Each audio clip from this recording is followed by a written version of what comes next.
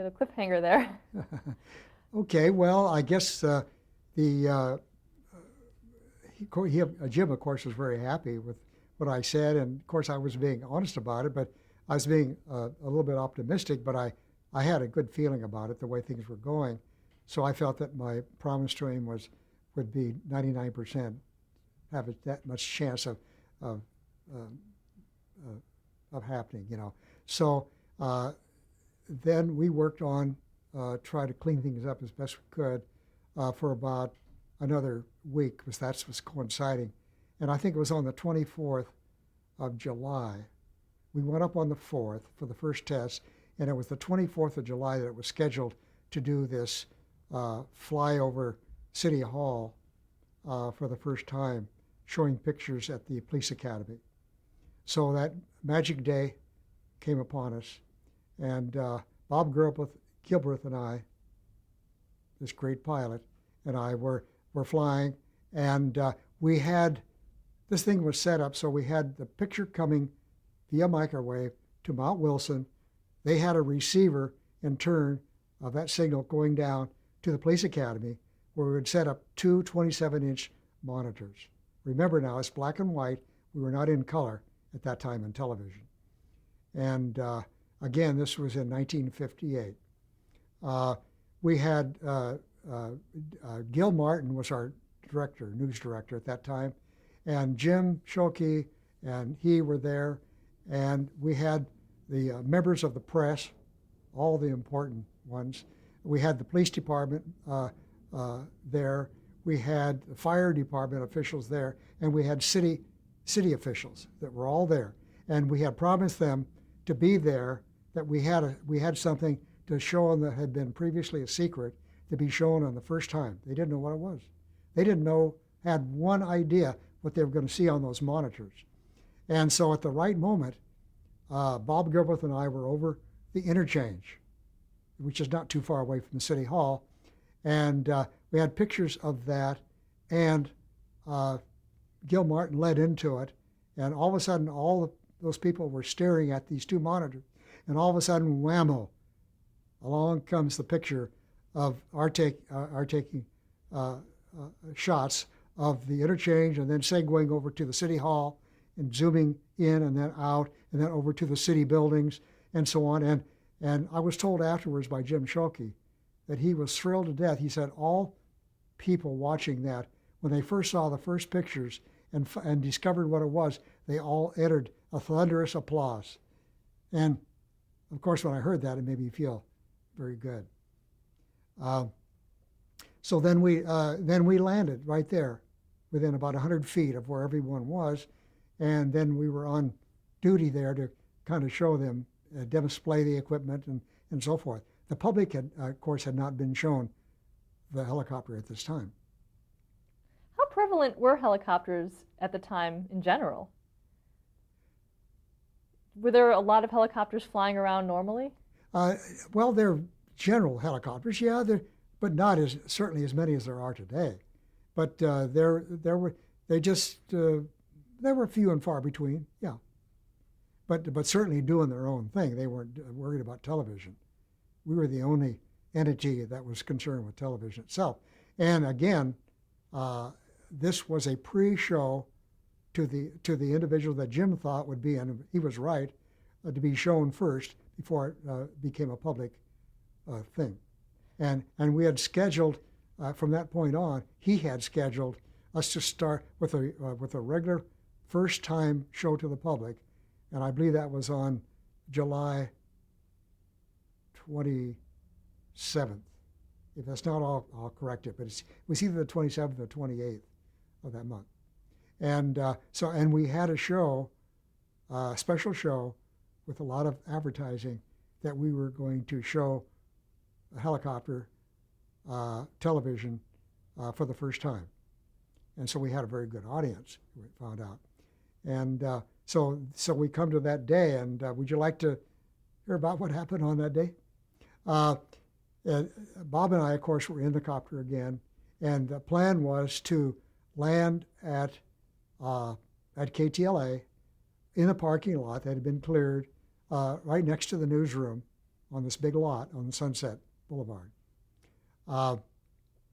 We were to land, and then we're to interview, and then we were to rendezvous, and Stan Chambers would then meet us at the Coliseum. We'd land at the Coliseum, and then he would do an interview, and so on and so forth. And that was the first, so that gave us more than just one thing. And we would take pictures, of course, over the freeway going between KTLA and the Los Angeles Coliseum. And so that we did. And that was an exciting thing. And it would have been, I think it became more exciting or frightening, you might say, the fact that when I had not had a great amount of experience of making that antenna go up and down. Of course, we did every day, but that's still not very much for the time we had. And so with us on the air, shooting us as we were landing in the parking lot at KTLA, I was trying to get very good pictures of what I was doing there. And in the process, I forgot to bring the antenna up. And we came down gently, and we landed right on the tip of the antenna, and we almost pole vaulted to the ground. But somehow my reflexes worked that day, and I brought my thumb up, and Bob Gilbreth took the cue, and he pulled the copter up, and we just barely got out of the attitude of we were halfway tilted to the ground, and brought us up, and I brought the antenna up. Very embarrassing, to say the least. And then we landed as we should. I never forgot that, and I made sure that, because I knew that other people after me would be tempted to forget that at some times, I made sure that there were devices designed on future copters where the antenna automatically would come up in case someone forgot that little chore, which is about as important as you'd ever want to have it. For those first test runs, were there any fears of safety because of the aerodynamics, because you had all that equipment? Was there any fear like that? No, not really, because we had already tested that. As a matter of fact, we had to go through FAA,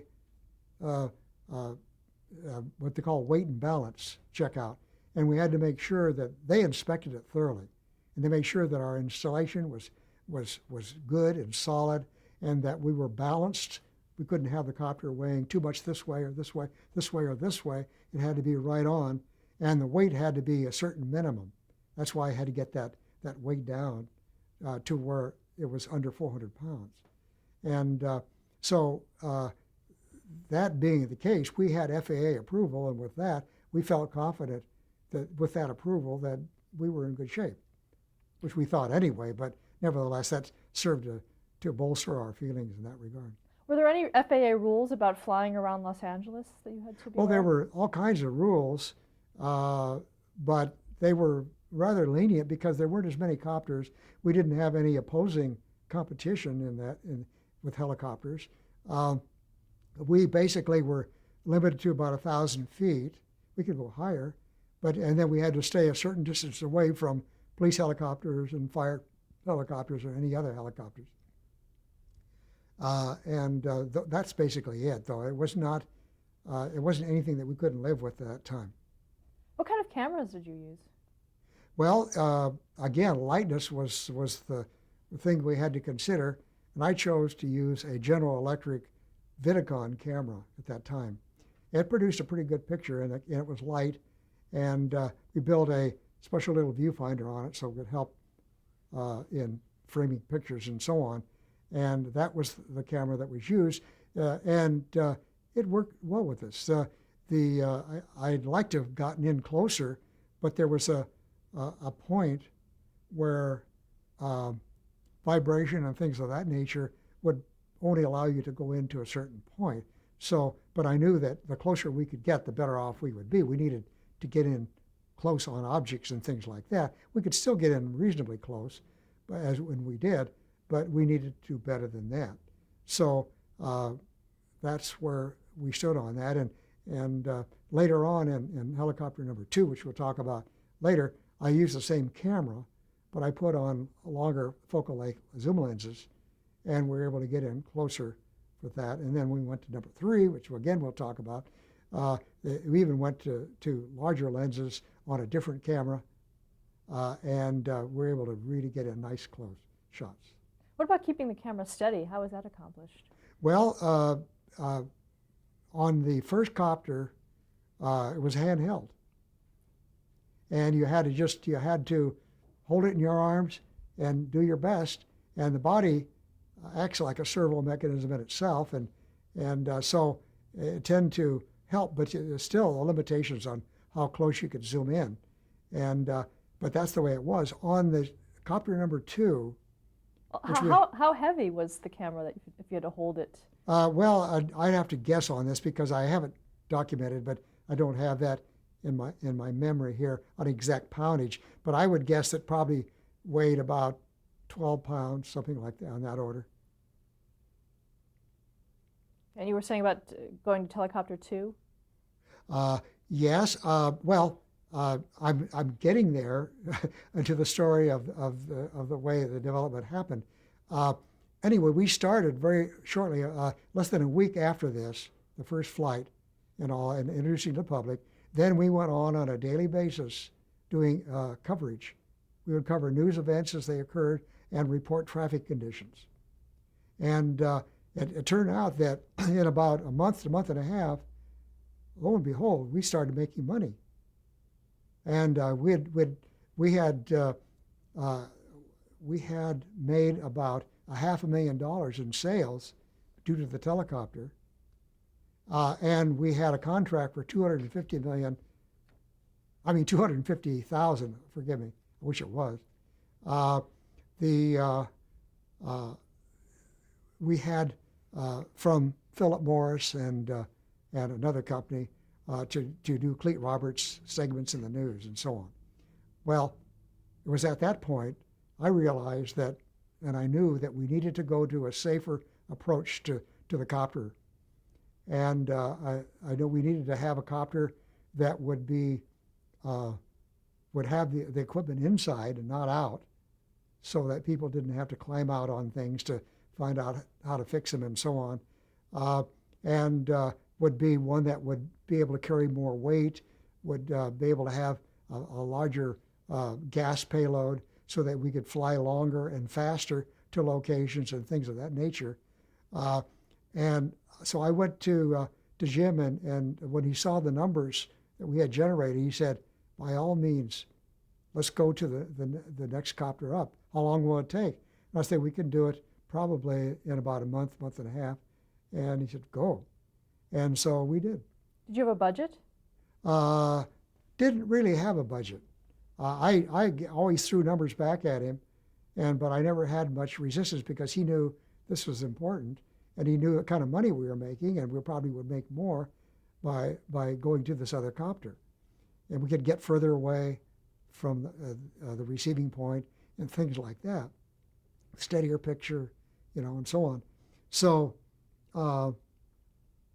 that's where it was. I had trained Harold Morby at this point, and Harold was flying and taking the pictures out of the copter after I went through the initial stages of this whole thing.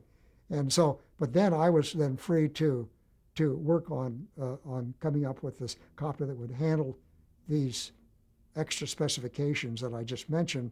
And so in researching, it turned out that we had a special contract arrangement through National Helicopters, and they allowed us to break our contract with the 47, J47G, and go to a Bell 47J. And that's the one that would take care of all these specifications. And so we went into that contract.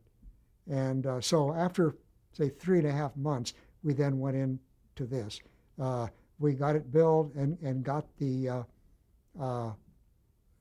weight and balance squared away with the FAA. The antenna was still one that went up, the same antenna, and came down below the skids and so on. I used a little extra power. I was able to get an amplifier for the microwave transmitter, and that helped a bit. And we got that all going, and I made tests again this time with Larry Shear. And we got that going within about a month, and with the weight and balance being the last step, and then went that with Copter 2 for about the next 10 and a half years. What did the competition think of the Well, helicopter? strangely enough, the competition, when we came up with the copter, they gave up. We had practically zero competition. They would come in with half-heartedly and do things with standard mobile units, but nobody bothered to be concerned about building or trying to build a helicopter. They just laid over and played dead. We had the news pretty well locked up at that point. How did the helicopter get its name? How did the thing get its name? That's very interesting. I got to give credit where credit is due. The person that suggested that name, and that happened somewhere in between the time when we just got started and when we got thinking about the other, was Larry Shear came up with that. I'd like to say that I came up with it, but I didn't. Larry came up with it, and he suggested, how about Telecopter? And everybody said, wow, that's a great name.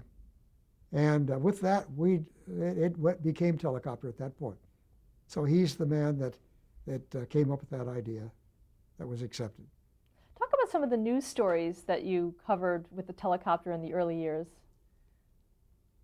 Well,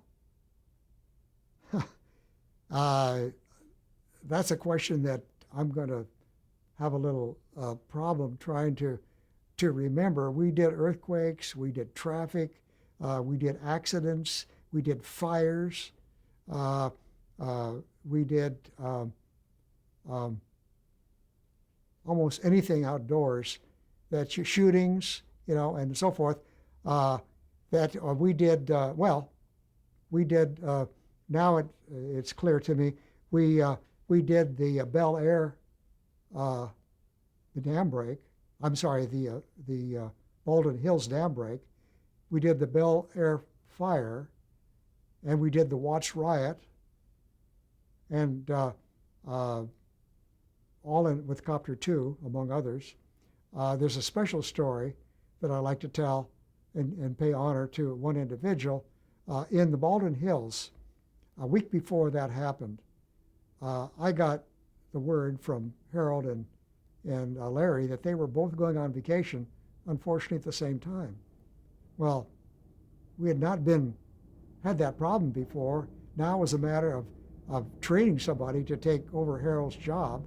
I couldn't do it because I was non-union, so I had to pick out someone that could be trained quickly to do that. I had a week to do it, and we had to get another pilot to perform as pilot and announcer.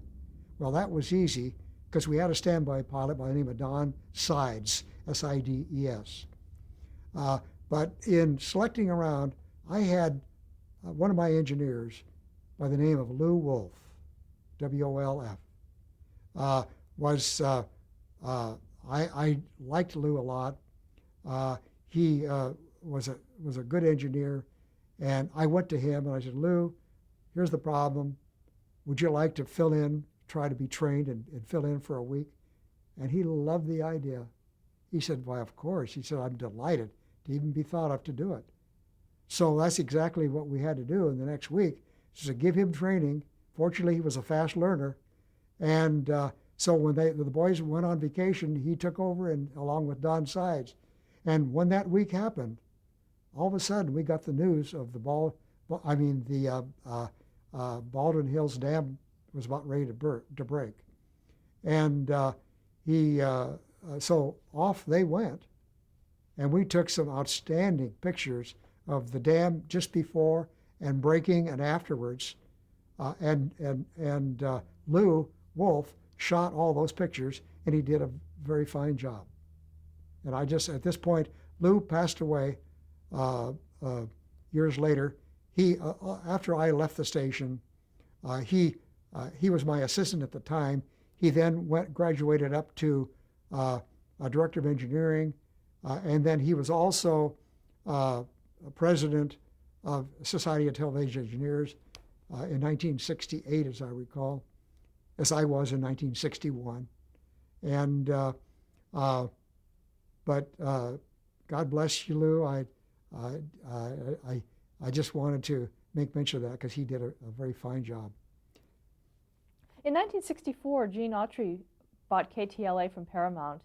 How did that affect you? Well, it at the moment, as it happened, it sounded good, but I didn't realize how good it would really be. Gene had a lot of money to spend, and he liked good things, and so he loved. He had a huge fleet. He had our fleet with many units, and the picture that you have can prove that. And but I knew, even though I had been thinking about it, improving the copter and going to color, and doing some very nice things, more stable picture, and things of that nature. I knew that it wasn't time to go to Gene with any ideas at this particular time. It just was too soon. So I went ahead and I started continuing research. And I was looking for a stable platform, something that would hold the camera with less vibration and do a real smooth job.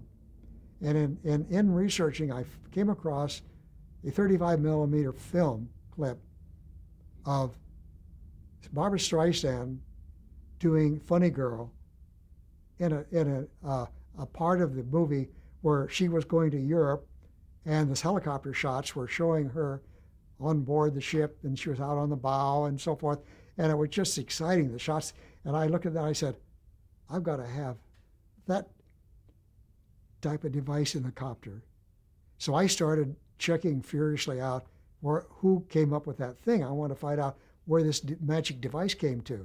Well, I found out that it was done by a company in Canada by the name of ISTEC, ISTEC.